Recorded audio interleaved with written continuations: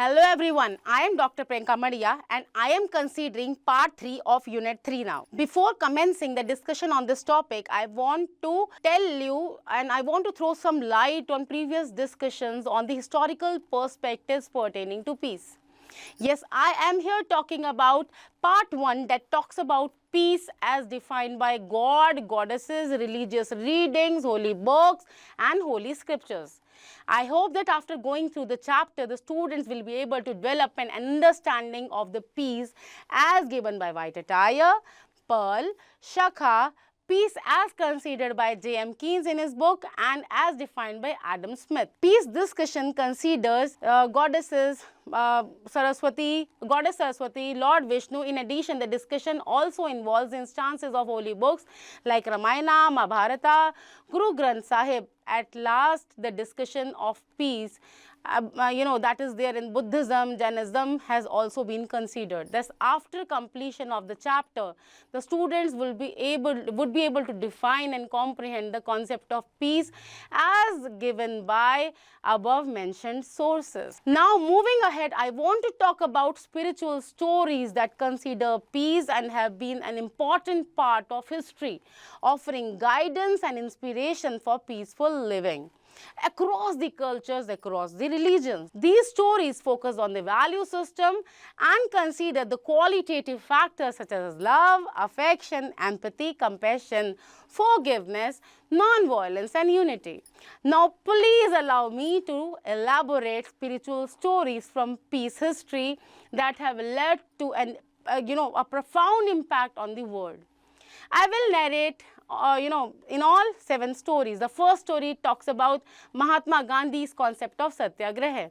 Mahatma Gandhi, who is also known as Father of a Nation, is well known for his efforts as a leader of Indian independence movement. He developed and coined the concept of Satyagraha. It was an ideology that focused on non-violent resistance which could be obtained through truth, love, non-violence. He strongly believed that all life is sacred and one should believe in achieving things but through non-violent means. No, I am not saying it in vain. I want to explain you this with the help of a short story. I want to mention here that the heavy salt tax was imposed in India in 1930. This was opposed by all the Indians. In order to oppose salt tax, Mahatma Gandhi, along with his followers, he started Dandi March on March 12, 1930 from Sabarmati Ashram. They walked 240 miles to the Arabian Sea where they made their own salt. Thereafter, the Gandhiji and his followers got arrested despite being detained. Gandhiji's non-violence campaign inspired many people and gained international attention. Till today, his philosophy, his approaches of peacefulness, they are remembered and recalled whenever we talk about peace and peacefulness. Thus, his philosophy of peace through Satyagraha and Dandi March is still admired and appreciated. Now, what we gain on account, what we gain from the story. I am telling about the lesson of the story. Yes, the story signifies that Gandhiji's belief that peace can only come from inner strength and non-violence, even when we are facing difficult situations, continues to inspire peace movements worldwide. He always advocated truth, humility and peaceful approach. This teaches us that inner peace leads to societal peace. Buddha's teaching on peace that relate to the path of compassion and mindfulness cannot be left. Siddhartha Gautam, known as Buddha, is well known for his contribution in coining Buddhism. He lived in ancient India and emphasized that peace should be ensured by compassion and empathy. He advocated inner peace and tranquility for ensuring humanity. I remember one of the stories that I've heard, and I want to narrate the same to all my listeners and the students. Once upon a time, there was a notorious bandit who killed whomever he met. I remember one of the stories that I've heard and I want to narrate the same to all my listeners and students. Once upon a time, there was a notorious bandit who killed whomever he met. That way he killed a number of people and devastated many families. He had already killed 100 people earlier and had thought that he should kill one more, and This way he will fulfill his life.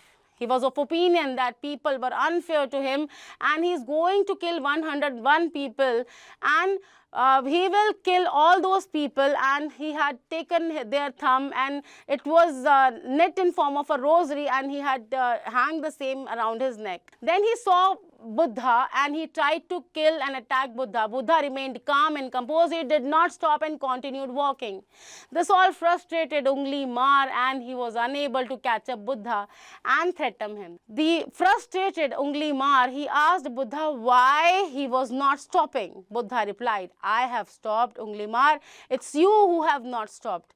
Buddha further said, you are looking for fulfillment in your own way and I am already fulfilled. However, our notions are different as far as the concept of fulfillment is considered. You can take my life. He further added that if my life can fulfill your life, then take my life.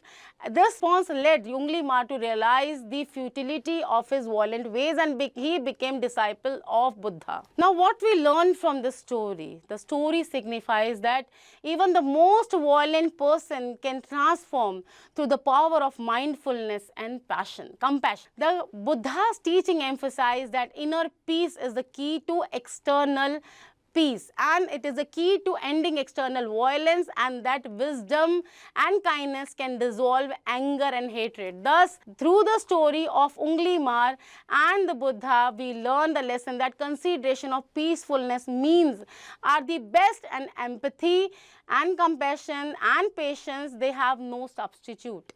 Now, I want to point out towards Dalai Lama's peaceful struggle for Tibet. Dalai Lama was a spiritual leader. We must be knowing of, spiritual leader of Tibetan Buddhism. He always advocated non-violence and always believed in peace. When in 1959 Tibet was affected on account of invasion of other economies, still Dalai Lama worked tirelessly for Tibetan autonomy through peaceful means. A number of people were adversely affected. Despite that, Dalai Lama emphasized non-violence and peace. As a result, his name is associated with peace and he is renowned for his peaceful works. Now, what we gain on account of this narration? The narration signifies that Dalai Lama teaches that true peace arises from patience and compassion. Retaliation is not the solution even in the face of negative circumstances. As a result, when we talk about peace and peacefulness, we remember the Dalai Lama and his belief in kindness and peace. His patience, his non-violence is able to inspire millions of people around the world. The next is the peaceful resolution of King Solomon. King Solomon was known for his wisdom. In Hebrew Bible, this is the symbol of just and peaceful leadership. I want to narrate a story related to him. In a famous episode, two women, they claimed to be mother of the same child. The child was small and was unable to tell about his true mother. He repeatedly asked the mothers and each said the child belongs to her. King Solomon suggested cutting the child in the half, and listening the word, the true mother cried and said that please give the child to other women, because in this manner at least the baby would not be harmed. When the true mother pleaded to spare the child, Solomon awarded her custody to the true mother who was crying in order to save the child. Now, what do we learn from this story? Solomon's wisdom shows that the classic example of resolution of conflict with peaceful means. It can be understood that peace and justice are deeply intertwined. His ability to resolve conflict with wisdom rather than force exemplifies peaceful leadership. Now, I want to talk about peacemaking efforts of Mother Teresa. Catholic nun Mother Teresa, dedicated her life to, elevate the levels of many marginalized people. She served them with love. Her mission was rooted in the belief that peace begins with love for individuals. She once said that if we have no peace, it's because we have forgotten that we belong to each other. Her work with the dying and destitute in Calcutta made her a global symbol of compassion and peace. Mother Teresa's life teaches us that peace is not just about ending wars, it's also about caring about each other and the vulnerable with love and utmost care. Now I want to talk about the peaceful revolutions of Rabindranath Tagore. He was an Indian poet and philosopher. He always believed that education was key to peace and understanding between the nations. He founded Vishwa Bharati University with the vision of creating a place where people round the world, they can come together and they can learn together with harmony. He promoted harmony and love. His poetry and essays often spoke of the need of peace through cultural exchanges and mutual respect. He respected the expansion of education and spreading peace. He advocated that peace is cultivated through understanding and dialogue between and among the nations. Now, education is a powerful tool for building bridges of peace between and among the nations. Now, I want to point out towards the peaceful teachings of Swami Vivekananda. Swami Vivekananda was a Hindu monk and he is well known for his teachings on unity of all religions and his efforts to promote peace through interfaith dialogue.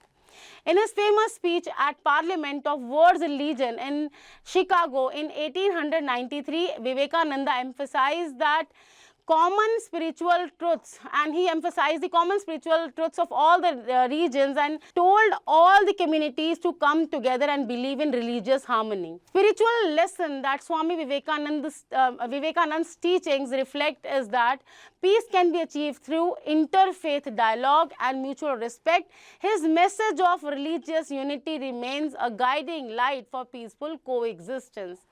Thus, I want to wind up this session by saying that I have considered the historical perspectives pertaining to peace in terms of discussions of God, goddesses, religious readings, holy books, holy scriptures. I have also talked at length about peace in terms of white attire, pearl, shakha, peace as considered by J.M. Keynes in his book and Professor Adam Smith. Peace discussions considering Goddess Saraswati, Lord Vishnu, I have already discussed and talked much about the holy books also like Ramayana, Mahabharata, Guru Granth Sahib Ji, and peace in Buddhism and Jainism has also been considered. Moving ahead in today's lecture, spiritual stories that consider and emphasize the importance of peace have been considered and discussed. These stories focus on the value system and consider the importance of love, affection, empathy,